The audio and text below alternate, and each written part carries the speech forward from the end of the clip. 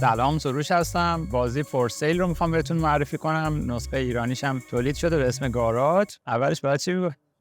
یه بازی 3 تا 6 نفر است با تم اقتصادی، هوش مالی. شما باید وسیله نقلیه یا ملک خرید و فروش کنین و توی بازی پول بیشتری بتونین در بیارین. توی کانالمون آموزش بازی‌ها قرار میدیم. لطفاً ما رو سابسکرایب کنید و اگه پیشنهاد بازی خاصی رو دارید که آموزشش رو لازم دارید ببینید، بگید که ما براتون تهیه کنیم و توی کانال قرار بدیم. ویدیومون رو اگه دوست داشتید لایک کنید و برامون نظراتتون رو بنویسید. ممنون میشیم. حالا من نسخه ایرانیشو براتون معرفی می‌کنم، اجزای بازی رو بهتون میگم و بعد آموزش کامل بازیش خیلی کوتاه و راحته.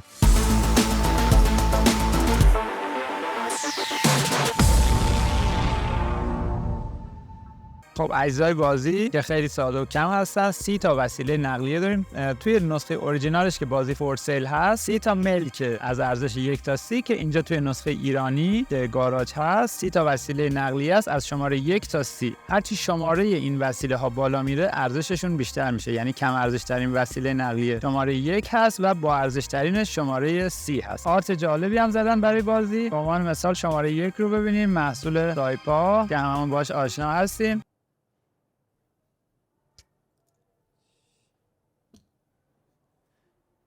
سایپا مطمئن.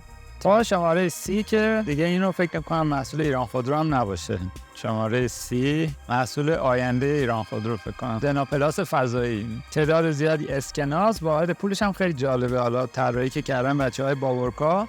واحد پول بازی گ هست. نمیدونم منظورشون از این گ چی بوده. 1000 اسکناس‌های 1000 گی داره.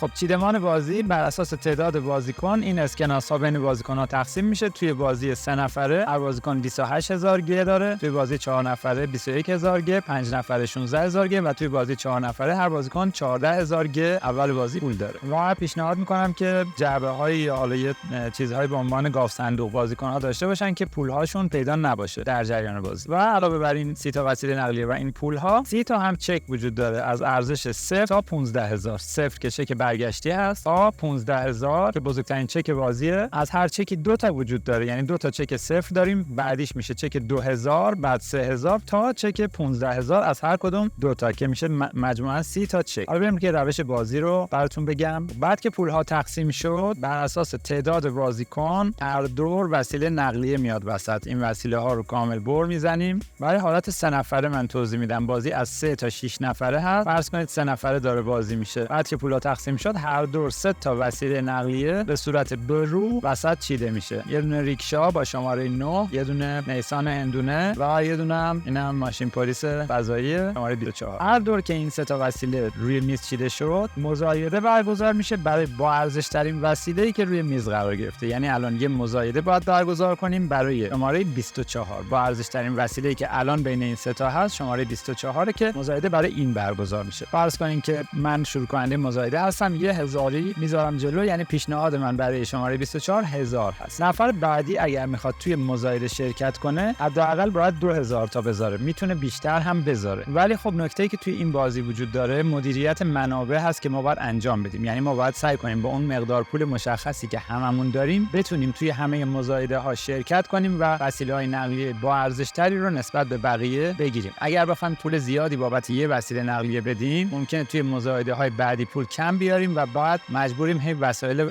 کم ارزشی توی اون راند گیرمون بیاد. خب حالا به چه صورت میشه؟ من گفتم 1000، نفر دوم گفته 2000، نفر سوم اگه همین الان بخواد میتونه انصراف بده. اگه همین الان انصراف بده یعنی هیچ پولی وسط نذاره، کم ارزش ترین وسیله روی میز رو به صورت مجانی میبره، یعنی گیرش میاد. شماره 9 رو میتونه ببره. هر زمانی از مزایده ها هر بازیکنی که بدون گذاشتن پول انصراف بده کم ارزش ترین وسیله رو مجانی برمیداره. ولی حالا حالتی رو مثال میزنم که نمیخواد انصراف بده، 3000 تا میذاره وسط و حالا دوباره نوبت من الان دوباره اگه بخوام توی مزایده برای شماره 24 باقی بمونم باید بیشتر از 3000 تا بذارم، یعنی 1000 که قبلا گذاشتم و 3000 بهش اضافه اضافه کنم تا بشه 4000. ولی حالا میخوام باز دوباره مثال حالتی رو بزنم که نفری که پیشنهاد 1000 رو داده اگه انصراف بده چه اتفاقی میفته. من اگه الان انصراف بدم چون پیشنهادم 1000 بوده و واحد پول کمترین پول موجود در بازی 1000 است، من اگه انصراف بدم این 1000 رو باید پرداخت کنم و شماره 9 رو بردارم. حالا نفرات بعدی چی میشه؟ نفر بعدی که 2000 گفته بوده، من الان شماره 9 رو بردم، 1000م رو پرداخت میکنم به بانک، برمیگرده توی جعبه بازی. نفر بعدی که پیشنهادش 2000 بوده الان اگر بخواد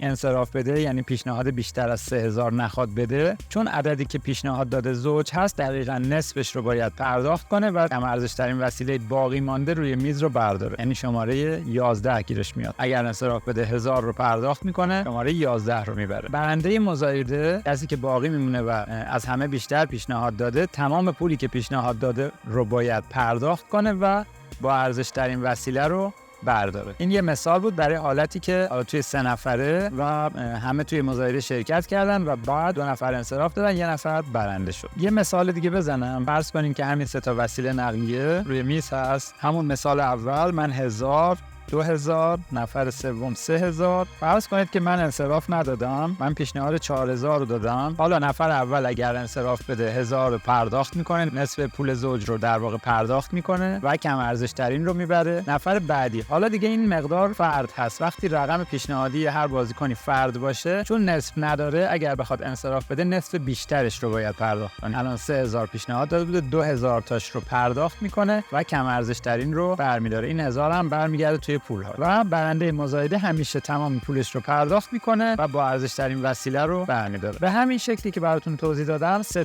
تا وسیله های نقلیه روی میز قرار میگیرن و همیشه شروع کننده مزایده میچرخه. یعنی مزایده اول رو من شروع کردم، برای مزایده دوم نفر سمت چپ هم باید شروع کنه. به صورت ساعتگرد شروع کننده های بازی عوض میشن. به همین ترتیب مزایده ها برگزار میشه تا این 30 تا وسیله نقلیه بین بازیکن ها تقسیم بشه. هر دور هر بازیکن یه وسیله نقلیه گیرش میاد. بنابراین 30 تا وسیله هست، توی 10 تا مزایده هر بازیکن مجموعاً 10 تا وسیله نقلیه تا آخر بازی گیرش میاد. این فاز اول بازی بود. هر مقداری پول براتون باقی بمونه تا پایان مزایده ها، اون مقدار پول هم جزء دارایی آخر بازیتون حساب میشه. بنابراین زیاد خرج کردن هم میتونه براتون مضر باشه، چون اگه پول براتون باقی بمونه اون پول هم جزء داراییتون حساب میشه. فرض کنیم در واقع مزایده ها همه انجام شده و 10 تا وسیله نقلیه گیر هر بازیکن اومده.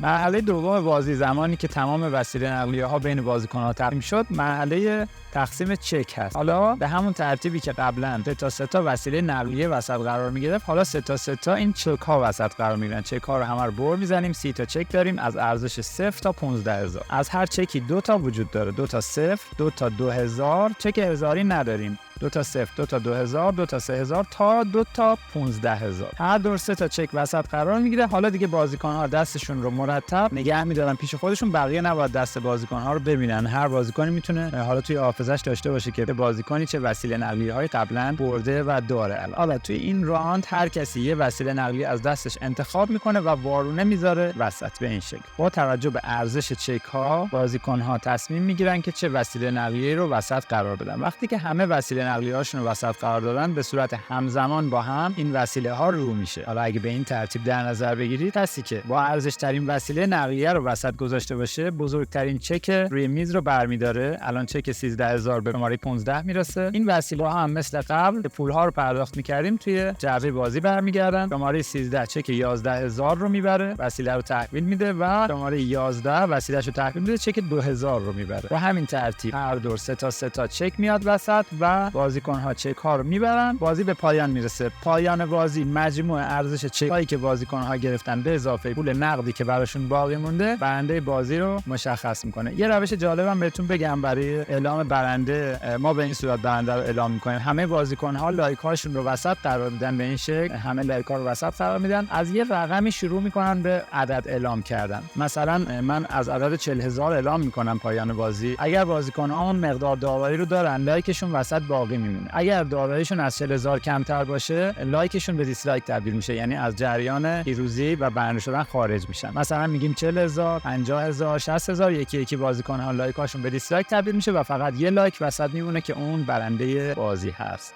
امیدوارم از دیدن این ویدیو استفاده لازم رو برده باشید. اگر ویدیو رو دوست داشتید ما رو لایک کنید، برامون نظراتتون رو بنویسید و لطفاً ما رو سابسکرایب کنید. تندرست باشید. خدا نگهدار.